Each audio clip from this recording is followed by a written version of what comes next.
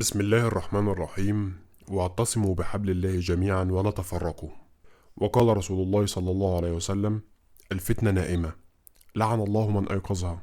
أنا برجو من كل الناس تسمع، مش المصريين بس، مصريين وغير المصريين. معظم المستمعين لما بيسمعوا كلمة حرب بيجي في بالهم إيه؟ أسلحة، انفجارات، كده صح؟ لكن ده الجيل القديم من الحروب. تعالوا نتعرف مع بعض على الجيل الحديث من الحروب. ظهرت حركة اسمها الأفروسنتريك، ودي بدأت في أمريكا من الأقليات اللي هم الأفرو أمريكانز. الحركة دي عايزة إيه بقى؟ بتقول الحركة دي إن حضارات الشمال الأفريقي اللي هي الحضارة المصرية والقرطاجية التونسية والحضارة المغربية، إن كلها حضارات زنجية، وإن السكان الحاليين للدول والحضارات دي ما هم إلا محتلين للأراضي وسكان غير أصليين. أنا بقى مش جاي أبرر واثبت تدليس وكذب الحركة دي، لأن ياما قلنا كتير، وطبعا المصريين قايمين بالواجب على السوشيال ميديا. ولكن على سبيل المثال، أول ضحايا حركات المؤامرة الغربية كانت دولة السودان الشقيق، واللي حصل فيها انقسام ما بين الشمال والجنوب بسبب اختلاف اللون والدين.